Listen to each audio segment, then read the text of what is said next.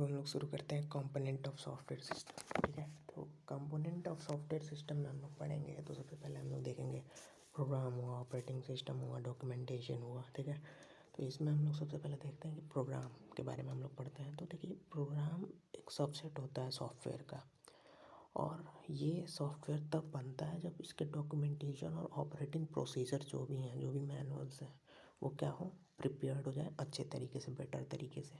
ठीक है, फिर आता है कि एक प्रोग्राम होता है क्या, combination of source codes and object code. Means जो भी सोर्स कोड होते हैं और ऑब्जेक्ट कोड होते हैं, उनकी जो कम्बिनेशन होती है उसको हम लोग क्या कहते हैं, प्रोग्राम कहते हैं। ठीक है, फिर डॉक्यूमेंटेशन क्या होती है, तो ऑपरेटिंग सिस्टम तो आप सिंपली जानते हैं कि ऑपरेटिंग सिस्टम आपकी क्या होती है, विंडोज़, लिनक्स एंड etc। ठीक है, जो भी आप ऑपरेटिंग सिस्टम के बारे में जानते हैं, ऑपरेटिंग सिस्टम सिंपली करता क्या है।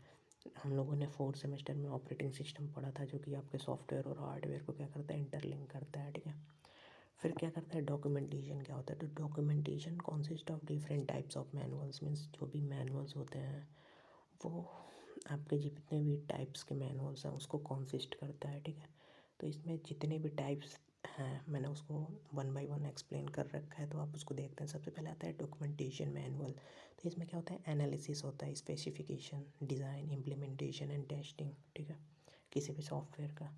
फिर एनालिसिस और स्पेसिफिकेशन में क्या आता है, मीन्स जो सबसे पहला है एनालिसिस एंड स्पेसिफिकेशन, फिर आया है डिज़ाइन है, फिर इम्प्लीमेंटेशन है, फिर टेस्टिंग है। मीन्स सबको यूनिकली डिफाइन किया है। तो सबसे पहले एनालिसिस और स्पेसिफिकेशन में क्या होता है, तो इसमें होता है फॉर्मल स्पेसिफिकेशन, कॉन्टेक्स्ट डायग्राम, फिर डाटा फ्लो डायग्राम। ठीक है, फिर डिज़ाइन में आता है आपका flow chart, ER diagram.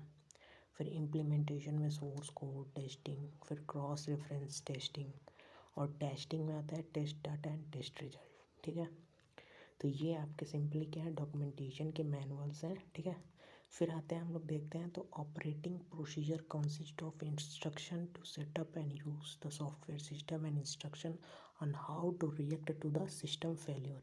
Means क्या होता है, तो ऑपरेटिंग प्रोसीजर जो भी होती हैं, जो इंस्ट्रक्शन को क्या कहती हैं, जिसमें इंस्ट्रक्शन होता है, तो वो ऐसे सेटअप करती हैं जो भी सॉफ्टवेयर सिस्टम है वो क्या करे, कैसे रिएक्ट करता है कि अगर सिस्टम कभी फेल होता है तो। ठीक है, फिर list of operating system manuals, जो भी ऑपरेटिंग प्रोसीजर मैनुअल है उसकी लिस्ट। तो उसमें क्या होता है, 2 प्रोसीजर मैनुअल होती हैं, एक होता है यूज़र मैनुअल और एक होता है ऑपरेशनल मैनुअल।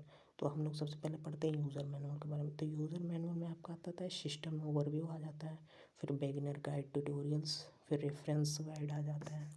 अब पढ़ते हैं हम लोग किसके बारे में, ऑपरेशनल मैनुअल।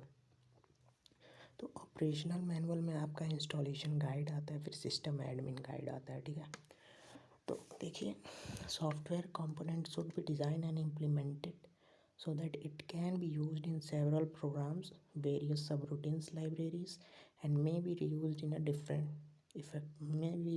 effective manners। में सॉफ्टवेयर कंपोनेंट किस लिए यूज़ होते हैं, तो सॉफ्टवेयर कंपोनेंट इसलिए यूज़ होते हैं कि जो भी आपका सॉफ्टवेयर है उसको इम्प्लीमेंट करने के लिए, और प्लस आपके जो भी प्रोग्राम्स हैं उसमें क्या हो कि मीन्स जो भी आपने सॉफ्टवेयर डेवलप कर रहे हैं तो उसमें सॉफ्टवेयर कंपोनेंट्स की यूज़ होंगे ही होंगे, ताकि आपके जो भी लाइब्रेरीज़ आप बना रहे हैं, सब रूटीन्स लाइब्रेरीज़ या फिर जो भी आप बना रहे हैं, तो उसमें आपको अच्छे से अच्छे, आपको इजी वे में आपको प्रोवाइड कराएं। ठीक है, तो ये है आपका कंपोनेंट्स। ठीक है, तो नेक्स्ट वीडियो में कोई और टॉपिक पढ़ेंगे।